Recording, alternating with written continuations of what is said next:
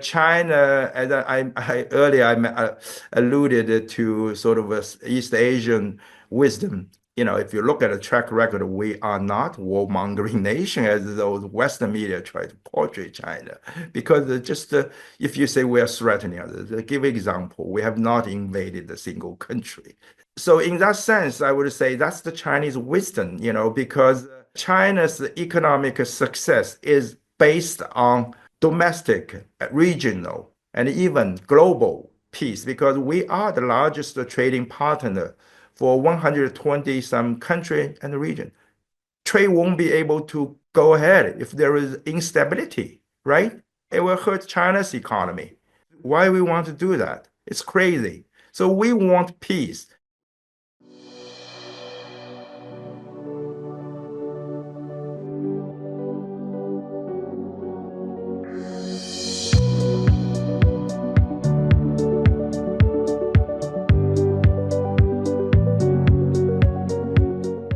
Hello, and welcome to the Global Majority for Peace podcast. I'm Fiona Edwards, and my co-host is Ileana Chan.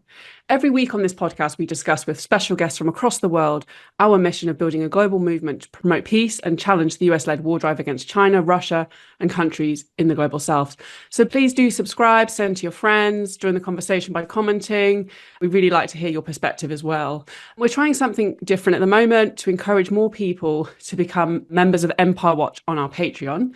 So we're going to be posting the first 30 minutes of this interview on YouTube, but you can watch the full episode on our Patreon for members who subscribe there. This is really important to help sustain our work, so please consider becoming a member of our Patreon today. Obviously, this is also an audio podcast, so you can find us on Spotify and Amazon Music. We are so happy to introduce our amazing guest today to the Global Majority for Peace podcast, Chen Weihua. Weihua is a Chinese journalist currently serving as the EU Bureau Chief of China Daily. Welcome, Weihua. Thank you, Ileana and Fiona. Yeah, thank you for having me on your program. Oh, well, it's an honor to have you on and to hear your perspective on everything that's going on. So just starting really with a bit of your background. So you started working at China Daily in 1987. China's gone through incredible changes in the last 40 or so years. Could you share how and why you became a journalist and how you feel journalism has changed you through all these decades? Wow, yeah, good question because 1987 now seems in China like a century ago. China started opening and reform in 1978. I actually went to my senior high school in 1979, just right after China's reform opening up. So the mood at the time is top students all go to science because you want to save China through science. So I actually went to the high school who studied only science. So I took the national college entrance exam and majored in microbiology at Shanghai Fudan University. So you only could enter with a very high score there. So that was the mood. I mean, top students go to science. But the Fudan is a very lively, dynamic academic university, so with good philosophy department, social sciences. So I was really immersed, besides studying biology. I mean, it was very much attending this philosophy seminars. And so on my junior year, I met a friend on campus who actually informed me that there was a program called International Journalism, double bachelor degree, which is wants to train a new generation of Chinese foreign correspondents. I find it fascinating because I want to know the world and I want the world to know China, definitely. So because that was really the first decade of China's open up. So I took the exam and I went to that international journalism program. So here I am. I joined the China Daily after graduation.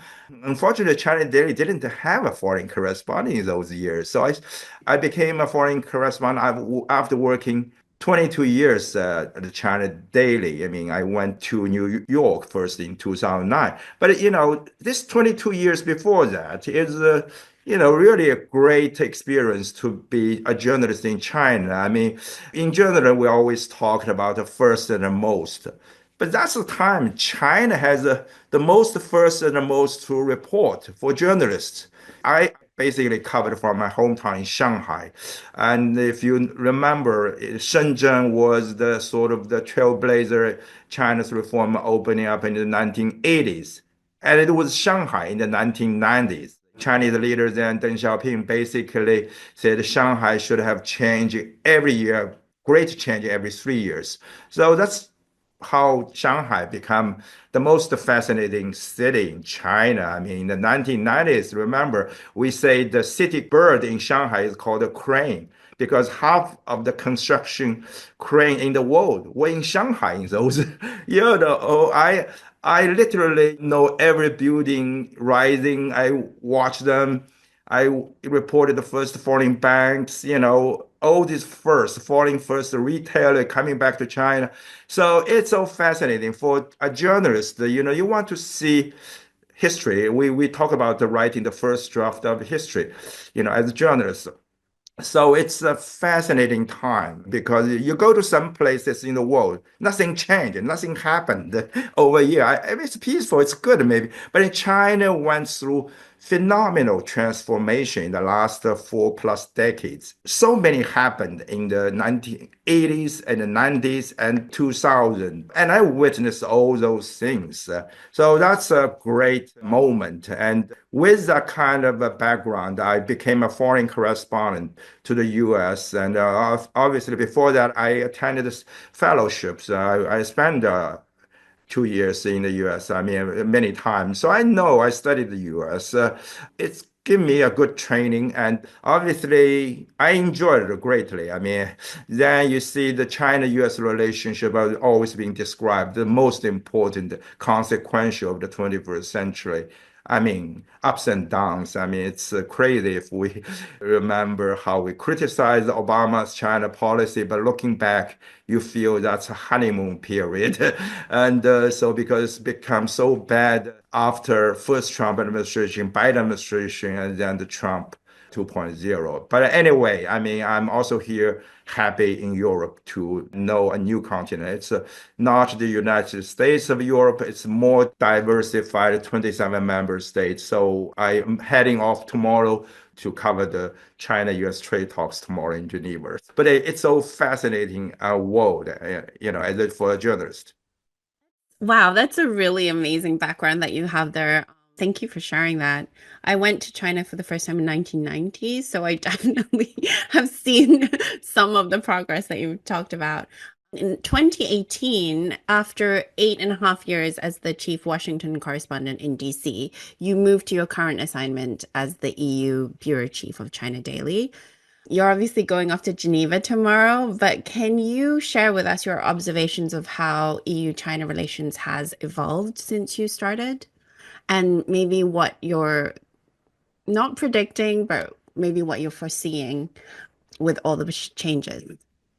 Yeah, it was very interesting again. I mean, when I arrived in Europe, it's November 7th, 2018. So it's 6.5 years ago. I didn't have much background about Europe. I mean, of course, in the US, it's related. I mean, you always heard talks about Europe. I mean, European business have been big in China, from Volkswagen, the first car company in Shanghai. So anyway, when I arrived in 2018, the mood was quite different from today because it was March 2019 when the European Commission, in its memo, they described China as so-called a cooperative partner, economic competitor, and systemic rival. Before that, just remember in 2003, we established the so-called China-EU Comprehensive Strategic Partnership. It was great. It's a great partnership. It's elevated from, so the mood changed, I think, 2019. And I think it's largely because of the China-US relation has deteriorated. I mean, Europe, I mean, unfortunately, has been always influenced. I wouldn't use probably the word, it's too harsh for them, being dictated by the US in their policies and or coerced, I would say. So I think the relations deteriorate. I mean, there's a lot of fear mongering. If you're a journalist here, it's like, are you a spy? It's like you're not treated as a normal journalist. Everything you say you're fake news, your disinformation, terms that were never used before. I mean, let's have a good debate. So I think Chinese business, had a good time investing in here. And before that, European business, tens of thousands of them, make homes in China, have a huge presence. We had new issue about that. We're okay. We don't call them national security threat. I mean, Siemens, for example, participate so many critical infrastructure projects in China. We don't think they are going to threat us. Certainly, you said Europeans say, oh, Huawei 5G is a threat. I mean, I would be the first one if China invades Europe because it's crazy. I don't think it's going to happen because we want to do business. We want to cooperation. Unfortunately, I mean, starting Huawei, I mean, with a lot of U.S. coercion, I would say, if you recall, U.S. Vice President Mike Pence, Secretary of State Mike Pompeo, all came here to Brussels and to coerce the European. Basically said, if you use Huawei, we're not going to share intelligence with you. And so for the Europeans, that's we're going to pulling out all the military support for you today. But you are right. I mean, the mood is changing, I would say. They started to implement a lot of very harsh investment screen for Chinese companies coming to the EU in the past years, specifically targeting Chinese companies. But now, I mean, with the Trump's policy, obviously, Europeans start to realize they have something in common now with China that they don't share actually today with the Trump administration. Like, quitting the Paris Climate Accord by the Trump administration or WHO or UNESCO or, all these multipolar world or multilateralism that the current US administration doesn't support. I mean, the WTO, I mean, just remember the first Trump administration refused to appoint the judges to the appellation body, I mean, the WTO. So basically making WTO dysfunctional. And China and the EU do both support WTO because we need a free trade, open global economy. I think Europeans start to realize that because after fear mongering about China as a global threat, after all, no one see China ever firing a shot at anyone, bomb any country, a city. So lies are lies. And so hopefully, I mean, there are signs of warming up because European Council President Antonio Costa, European Commission President Ursula von der Leyen expect to visit China, I mean, mostly in July for the China-EU summit. And their rhetoric have toned down quite a bit, I would say, recently. Even, I mean, we don't see eye to eye on everything. We never see eye on eye, on everything since the very beginning of our relationship, which is 50 years old. This year, actually, it's a big year for China EU. But we are able to manage the differences and develop a very robust relationship. I mean, we are each other's second largest trading partners. If I remember correctly, bilateral trade is 760 billion US dollars. So it's huge. I mean, one day trade is $2 billion.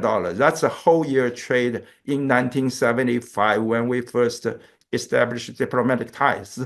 So how much have changed? I mean, you see Chinese tourists here, Chinese students here, you see European business. I mean, all the top German companies are in China. I mean, it's become household name. So it's great. So I hope we can continue to cooperate.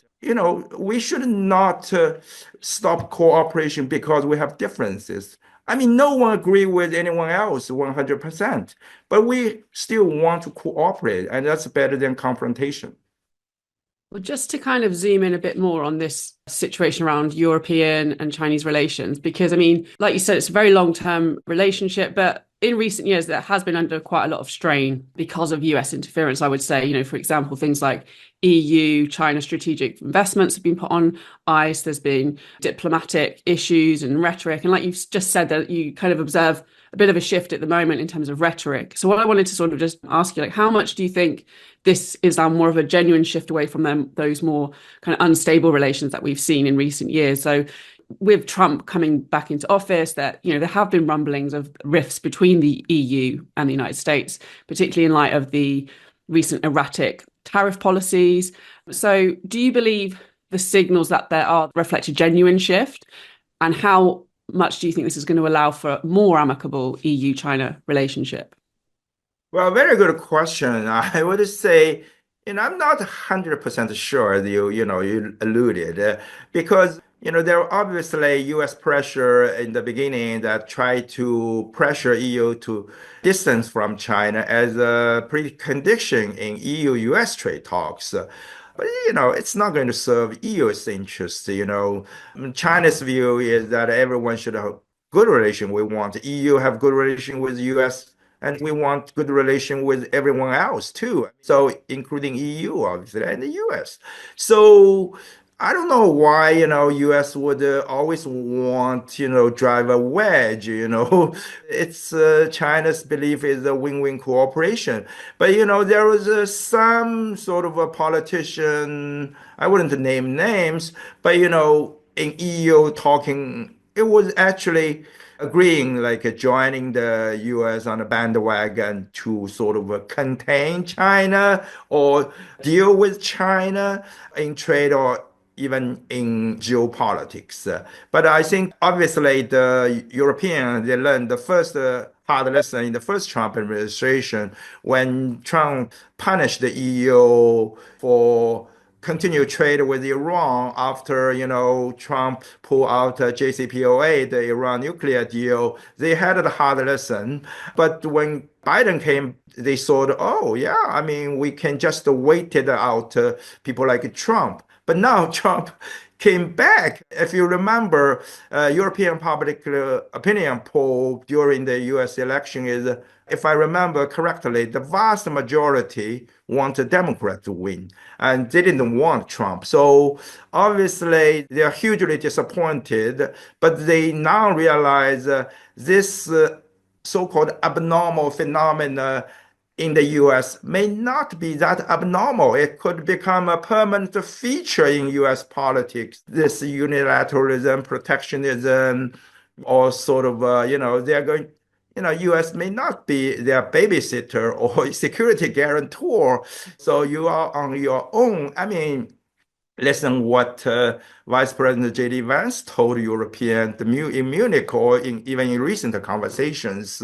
It's kind of harsh. I would say there was another second round of a wake up for Europeans. I mean, there was a lot of talk about even de-risking. I mean, you think de-risking from China, they're talking about the de-risking from the United States too.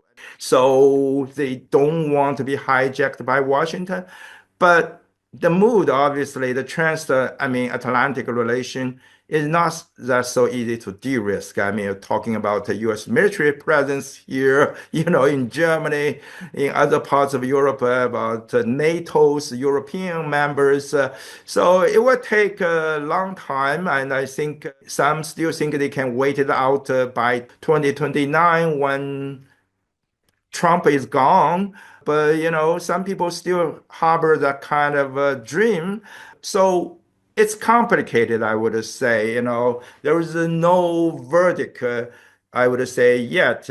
But yes, I mean, I think they realize, because EU economy is really in bad shape. If you look at Germany, I mean, the largest EU economy suffered 2 years of consecutive recession and is expecting zero growth this year. And so they realize that there is so much actually win-win opportunity between China and the EU, and the confrontational policy would not work. That's why they actually, we heard a lot about China. The EU had this imposed punitive tariff on China's EVs. But the good thing is that lately both sides agreed to move to a so-called minimum price mechanism. So there will not be a punitive tariffs anymore. I mean, they are still negotiating, of course, but they actually agreed to negotiate a minimum price mechanism. So that's better than tit for tat tariff because if European punish Chinese EVs, we're going to push back, I mean, on their corny account, everything else, maybe. That's interesting. And I think another sort of seeming consequence of the recent volatility is a strengthening of ASEAN plus three relations.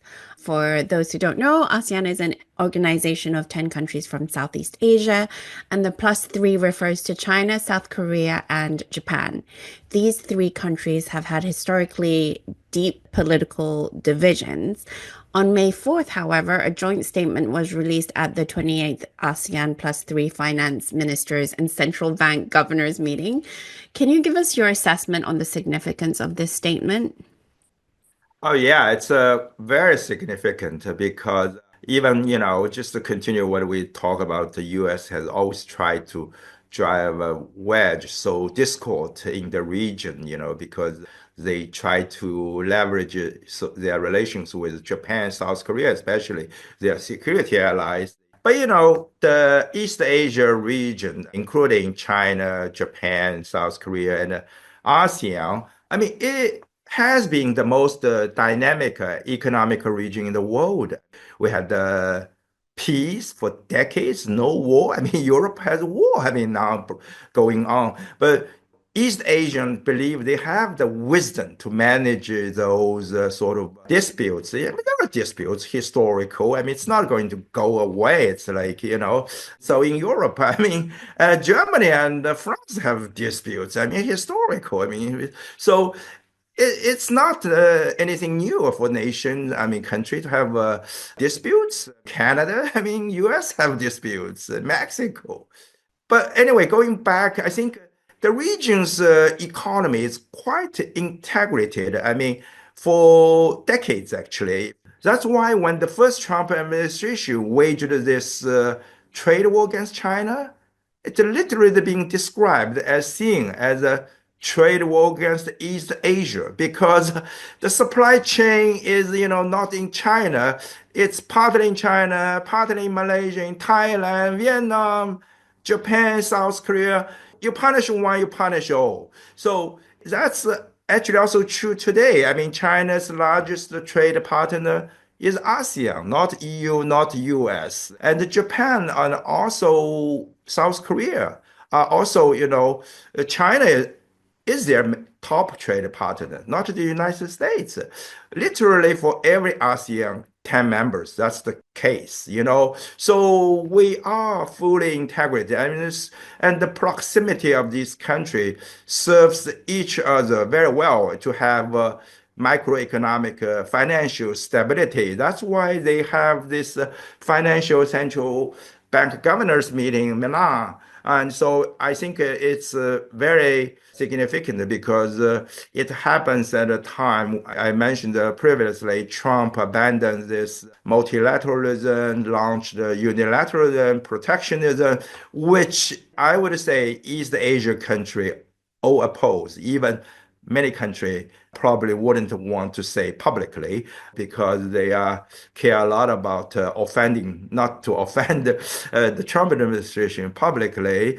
And deep in their heart, I mean, even you read the news, Japan refused to accede to the U.S. demand to cut the supply chain from China as a part of the condition for trade talks with the U.S. because Japan would be suicidal. I mentioned the German company in China, and the second largest could be, or third largest could be Japanese company. I mean, it's everywhere. The Japanese community is huge. China meant so much. I mean, why? I mean, I always argue, I mean, we are so close. From my city, Shanghai, to Japan, the flight hour is only 1 hour. So, so if you have a supply chain, you have, so it makes a lot of sense. It makes a lot of sense for any country to have a very good neighborly relationship. That's the way I think China tries to do. That's what ASEAN plus three, you mentioned, that despite the differences, because they always talk about, I hate to hear this Western sort of a rhetoric like we have to trade based on shared values or, come on. I mean, RCEP, which is a trade agreement mostly between ASEAN, China, Japan, South Korea, Australia, New Zealand. We have different political system, and just remember, China and Vietnam are both the leading party of the Communist Party. So we're different, but we can still do trade and cooperate economically and in many areas. So we don't have to kill each other simply because we have differences. So I think that's sort of the East Asia wisdom, actually very much the ASEAN wisdom, I would say. They look at the way how they manage the disputes, whether you're talking about South China Sea or their own disputes. They try to solve things diplomatically through dialogue, consensus, instead of military action. So I think this ASEAN plus three progress is quite significant in today's world because it shows that the world's most powerful trading blocks or economies. If you look at China, Japan, ASEAN, and if you look at ASEAN, I mean, it would make it the fifth largest economy in the world. I mean, the 10 countries combined. Japan, obviously, the fourth largest. South Korea, I think, is the 14th largest. So we are all top economies. It means a lot for the world, and also show the rest of the world that what they should do. I mean, this difficult, challenging time. So, in April, Vietnam celebrated 50 years of reunification and the end of the US war with a huge parade of thousands, and Chinese troops joined the commemoration for the first time. Could you break down what this means for Vietnam-China relations? Yeah, I mean, it's because the Western media headline always say, oh, China and Vietnam are having big trouble because we sort of have this maritime territorial disputes. Yes, we have. We have, there is multiple repeat claimants, on maritime territory in South China Sea. That's historical issue. It's even before 1949. I mean, if you look, so it's not new, but we have been through that for decades and not waging major sort of a military warfare, I mean, in the region. So that's why the South China Sea is very peaceful. It's a safe shipping lane. No shipping company has ever reported sort of being, a threat like in the other parts, sea lanes in the world. They're always talking about China being the threat there. But China has the biggest stake in keeping the peace in South China Sea because most trade going there are with China. We're not crazy to jeopardize the shipping lane. But going back to the China-Vietnam, you mentioned this 50 years anniversary. Look, 50 years ago, China was kind of a dirt poor country. I mean, my brother and sister were born in the late 1950, early 60. It was the hardship years, we call that. A lot of people suffered starvation, actually. But we supported the Vietnam. I mean, their war of independence and in their war against the U.S. Full-heartedly, I would say, material-wise, military, in every aspect. Basically, they are the priority. So I think the friendship, I mean, let's recall the big name Ho Chi Minh. I mean, it was a household name in China. I mean, the friendship, obviously. And so it was comrade in arms in those years for generation, my generation or older. The younger generation probably only reading history books, I mean, textbooks. But the older generation, they remember very, very well. It was, so it was not something irrelevant. It's totally irrelevant. It's ingrained in our mindset, thinking. And so I think Vietnam went through, followed China's policy, starting its reform and opening up too. I mean, it's very much globalized, become a major manufacturing center too. I mean, because a lot of Chinese investors too. But I think Vietnam did very well, I would say. I mean, in commenting, joining the CPTPP, the Comprehensive Progressive Trans-Pacific Partnership, which means it's willing to make reform to, adapting to the international practice. So I think China obviously has applied, but there is a sort of a geopolitical concern by some member states, the U.S. pressure behind. Even U.S. is not a member. But anyway, I would say Vietnam is a success story in terms of economic reform and opening up. But we are both facing Trump's tariff war too. I mean, if you look at his tariff on Vietnam, it's very high, probably second after China. But, the friendship you reestablished, I mean, actually the party-to-party relationship has been strong all the time, because the two communist party in Vietnam and China, this is a sort of a brotherhood, I mean, from the older years. And so you cannot easily remove that part of history. I mean, even we have a disagreement, but compared to the overall relationship, that's only a small piece, I would say. We should manage that. We should not let disputes, differences stop our cooperation. That's why, I mean, there was I think, renewed more enthusiasm, I would say, between cooperation between China and Vietnam. If you look at, Vietnam obviously is desperate for more infrastructure, railway, others, and China's capacity to build infrastructure is unrivaled in the world. If you look how we built 40,000 kilometers of high-speed rail and built sort of the world's biggest container ports, subway system. I mean, Shanghai subway system is much longer than New York. Crazy, because we only had our first subway line in 1993. And so China's speed is just phenomenal. So I think Vietnam and China I mean, we are neighbors. We can pursue so much win-win cooperation. That's, I think, hope is the case, because I don't think the U.S. will give up trying to drive a wedge and between China and Vietnam and between China and its neighbors. But I think ultimately people and the leaders will realize that cooperation with China will be in their interest. And, China is the largest country and most populous. I mean, only slightly surpassed by India now. China contributes to 30% of global economic growth. So it's crazy if you don't cooperate with China. Thank you for watching the first part of our interview. Please head over to patreon.com/Empire Watch to watch the full episode. The podcast is also available as an audio on Spotify and Amazon Music every Saturday.